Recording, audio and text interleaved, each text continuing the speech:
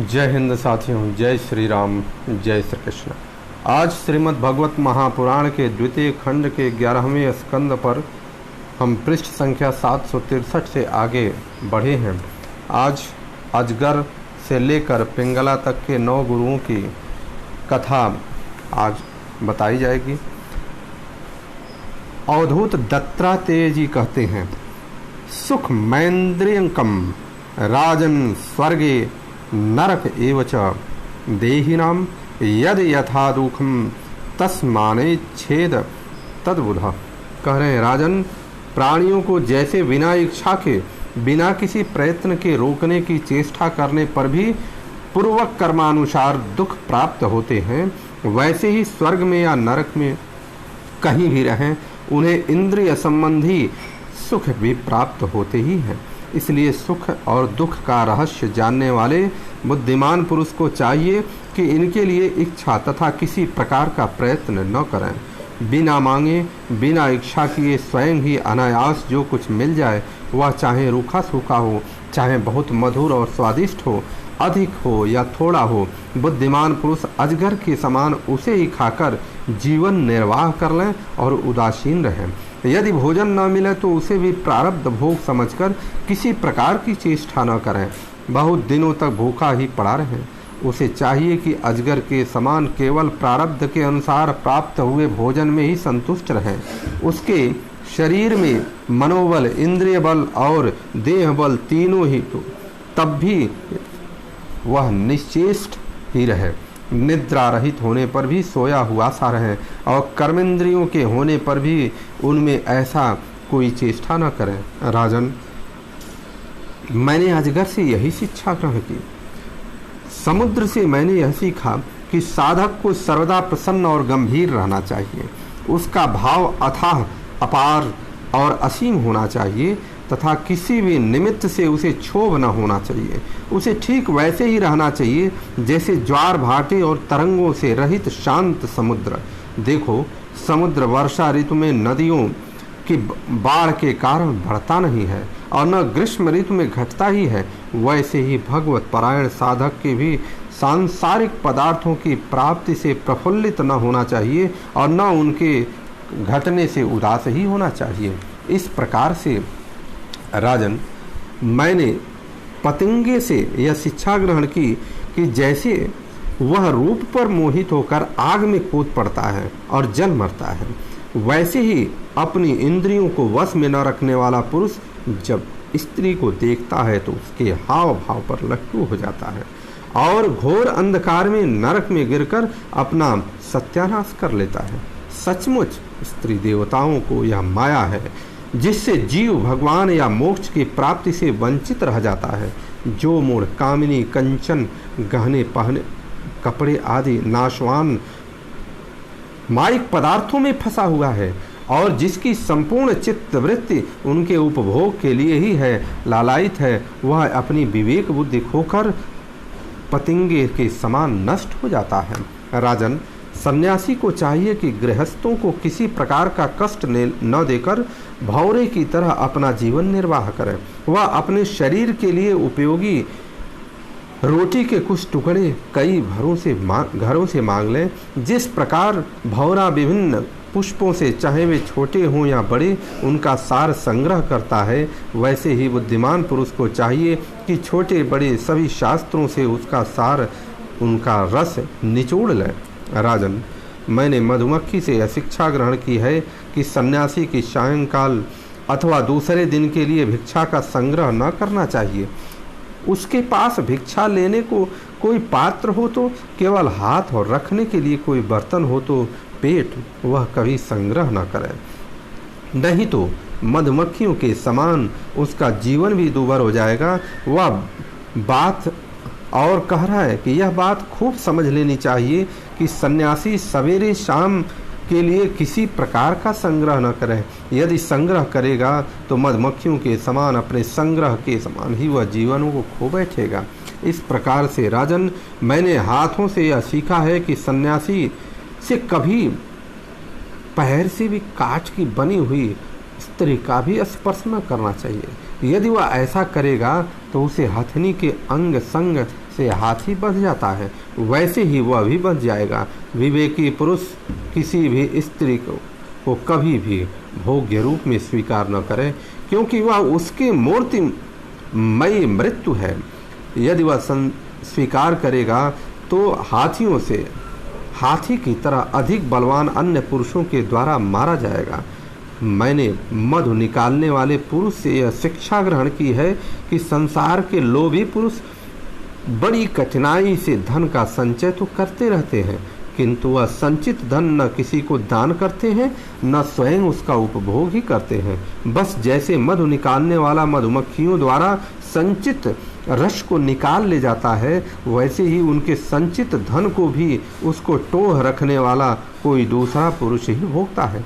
तुम देखते हो ना कि मधुहारी मधुमक्खियों का जोड़ा हुआ मधु उनके खाने से पहले ही साफ कर जाता है। जैसे गृहस्थों के बहुत कठिनाइयों से संचित किए हुए पदार्थों जिसमें वह सुख भोग की अभिलाषा रखते हैं, उनमें भी पहले सन्यासी और ब्रह्मचारी भोगते हैं, क्योंकि गृहस्थ तो पहले अतिथि अभ्यागतों को भोजन कराकर ही स्वयं भोजन करेगा। मैंने हरिण से यह सीखा है कि वनवासी सन्यासी को कभी विषय संबंधी गीत नहीं सुनने चाहिए। वह इस बात की शिक्षा उस हरिण से ग्रहण करे कि जो व्याध से गीत से मोहित होकर बंध जाता है। तुम्हें इस बात का पता है कि हरिणी के गर्भ से पैदा हुए ऋष्य भृंग मुनि स्त्रियों का विषय संबंधी गाना बजाना नाचना आदि देख सुनकर उनके वश में हो गए और उनके हाथ की कठपुतली बन गए थे। इस प्रकार से अब मैं तुम्हें मछली की सीख सुनाता हूँ। जैसे मछली कांटे में लगे हुए मांस के टुकड़े के लोभ से अपने प्राण गंवा देती है, वैसे ही स्वाद का लोभी दुर्बुद्धि मनुष्य भी मन को मथ कर व्याकुल कर देने वाली अपनी जिह्वा के वश में हो जाता है और मारा जाता है। विवेकी पुरुष भोजन बंद करके दूसरी इंद्रियों पर तो बहुत शीघ्र विजय प्राप्त कर लेते हैं, परंतु इससे उनकी रसना इंद्रिय वश में नहीं होती। वह तो भोजन बंद कर देने से और भी प्रबल हो जाती है। मनुष्य और सब इंद्रियों पर विजय प्राप्त कर लेने पर भी तब तक जितेंद्रिय नहीं हो सकता जब तक रसनेन्द्रिय को अपने वश में नहीं कर लेता, और यदि रसनेन्द्रिय को वश में कर लिया तब तो मानव की इंद्रियों को वश में हो गई। नृपनंदन प्राचीन काल की बात है। विदेह नगरी मिथिला में एक वेश्या रहती थी, उसका नाम था पिंगला।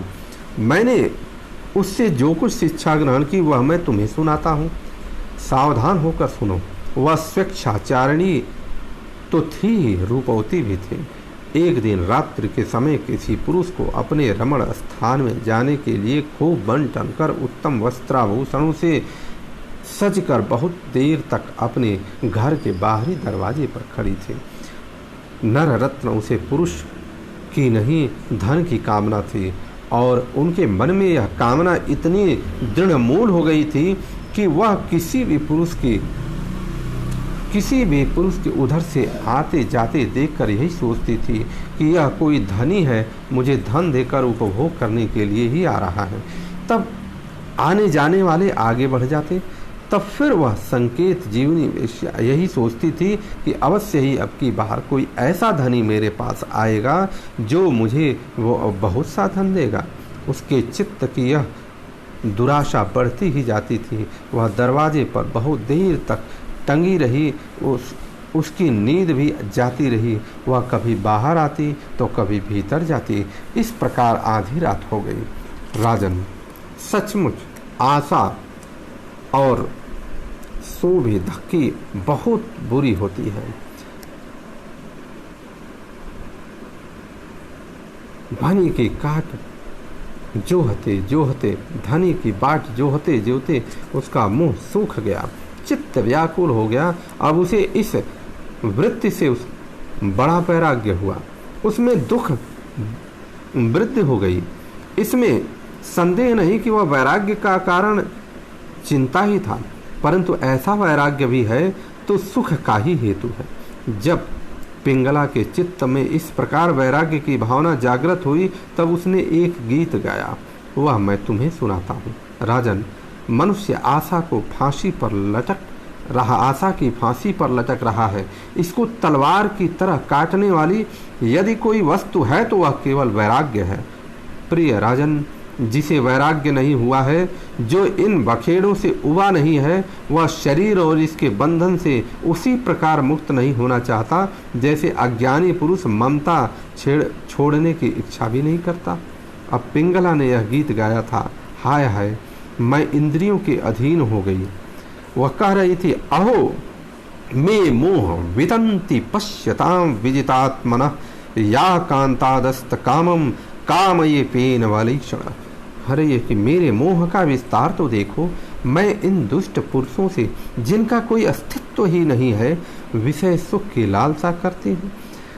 कितने दुख की बात है, मैं सचमुच मूर्ख हूँ। देखो तो सही, मेरे निकट से निकट हृदय ही मेरे सच्चे स्वामी भगवान विराजमान है। हृदय वे वास्तविक प्रेम सुख और परमार्थ का सच्चा धन ही देने वाले हैं। जगत के पुरुष अनित्य हैं और वे नित्य हैं। हाय हाय मैंने उनको तो छोड़ दिया और उन तुच्छ मनुष्यों का सेवन किया जो मेरी एक भी कामना पूरी नहीं कर सकते, उल्टे दुख भय आदि व्याधि शोक और मोह ही देते हैं।